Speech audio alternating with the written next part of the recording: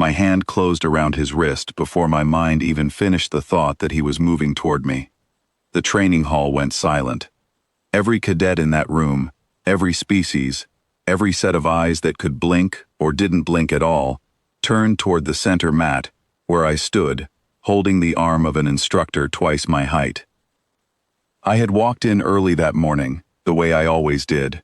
The academy hall was cold, lit by a pale blue light that came from strips along the ceiling, and it smelled faintly of metal and clean air. I liked being early. It gave me a few quiet minutes before the noise of the day began. The instructor was already there when I arrived. His name was Vekthar, a tall figure with gray-plated skin and 4 narrow eyes that moved independently of each other, tracking me the moment I stepped through the door. He belonged to a species known across the settled worlds for their discipline and their long history of training warriors. Our academy had brought him in to run the orientation course for new species joining the wider community, and humans, as everyone liked to remind me, were the newest and least trusted of all. "You are early," he said, his voice low and even. "I like to stretch before class starts," I answered, setting my bag down near the wall. He said nothing else. He simply watched me, the way someone studies an animal they have read about, but never actually seen. I could feel the weight of his attention, but I did not let it bother me. I had grown used to that kind of look. Humans were still new here, and most of the galaxy assumed we were fragile, easily overwhelmed, more emotion than substance. I never understood where that idea came from.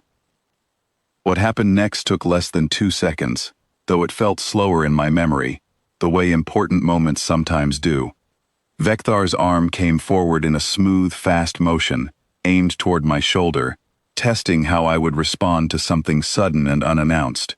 There was no warning, no signal, nothing to prepare me, except instinct. My hand rose on its own and caught his wrist in midair, stopping it completely before it reached me. I looked up at him, calm, and asked the only question that felt honest in that moment. "Has class already started?" For a long second, nobody moved. I could hear the soft hum of the ceiling lights and the quiet electronic buzz of someone's translator device struggling to process my tone, as if it expected fear and found something else instead.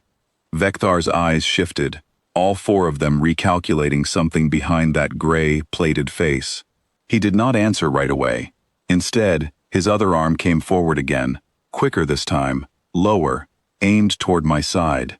I understood immediately what he was doing. He wanted to know if the first response had been luck, or if it was something real. I stepped forward instead of back. Every other student in that class, when tested the same way earlier that week, had stepped away, creating distance, following an instinct that told them to protect themselves by retreating. I did not have that instinct, or maybe I did, and something else in me simply overruled it. I moved closer, caught his second attempt on my forearm, and ended up near enough that he had to look almost straight down to meet my eyes. I did nothing further. I simply held my ground and waited. "Class has started," Vekthar said slowly, "or it started several seconds ago, the moment I moved first." "Then I suppose I arrived just in time," I said. Something changed in his expression, something I had not expected to see.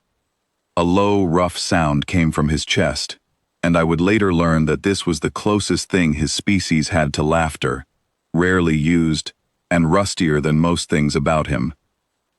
He straightened and turned toward the rest of the room, where the other cadets had gathered without me noticing, all of them frozen in place, watching the exchange with wide, startled eyes. "I was told," Vekthar announced to the room, "that humans were soft, that they broke easily, that they reacted with panic instead of thought."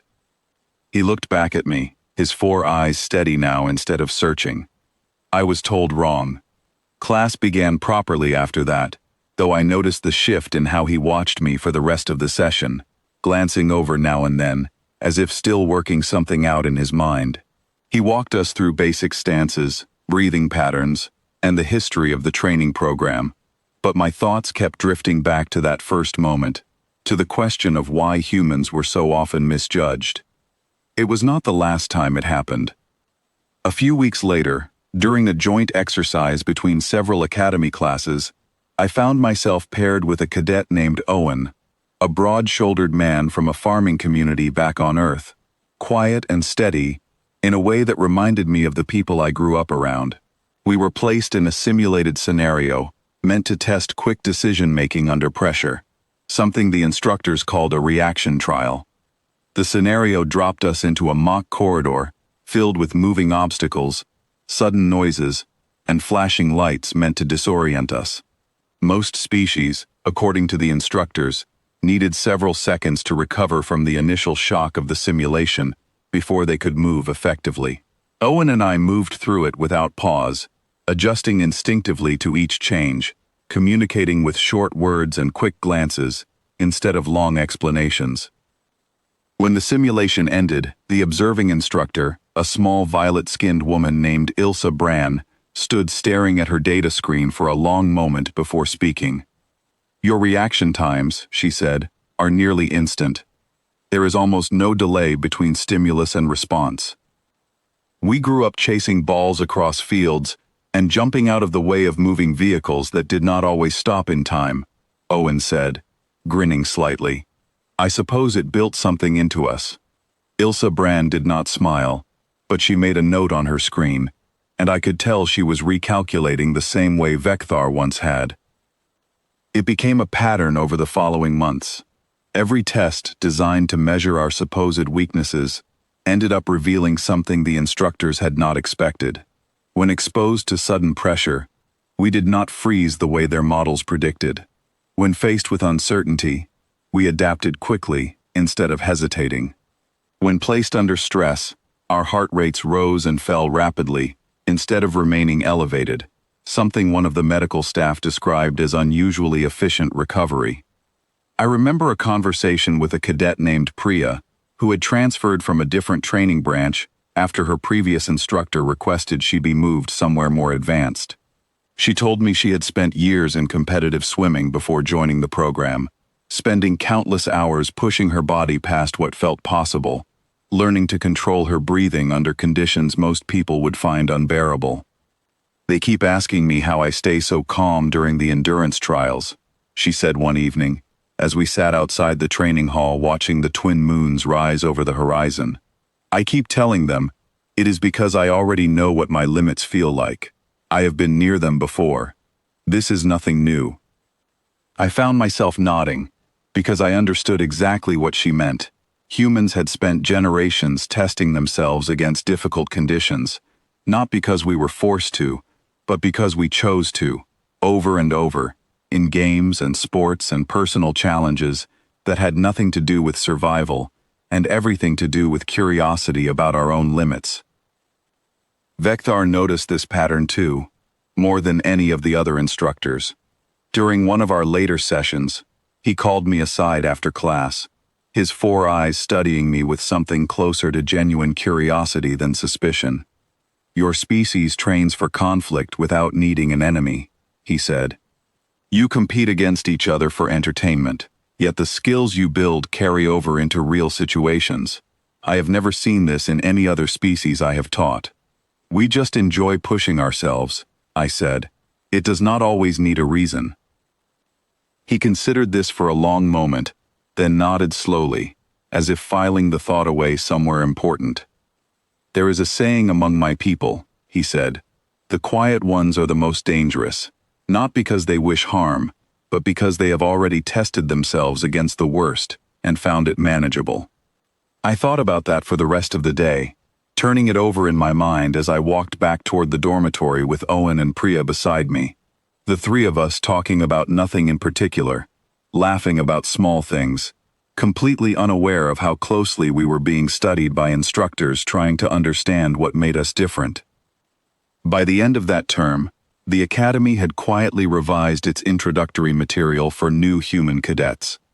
The old warnings about our supposed fragility were removed, replaced with a note describing our species as unpredictable in ways that often worked in our favor, especially under pressure. I read that update one evening in the common room, sitting beside Owen, who read it over my shoulder, and laughed quietly to himself. "Took them long enough," he said. "They needed proof," I said. "Now they have it." Outside the window, the twin moons hung low over the training fields, casting pale light across the empty courtyard where, in a few hours, another class of nervous new cadets from a dozen different worlds would begin their first day, unaware of what history had already shown about the quiet, steady species walking among them. I closed the message on my screen and leaned back, thinking about that first morning, about the sudden test, the caught wrist, and the simple question that had changed the way an entire training program saw us. Class had already started long before anyone realized it, and in many ways, it had never really stopped.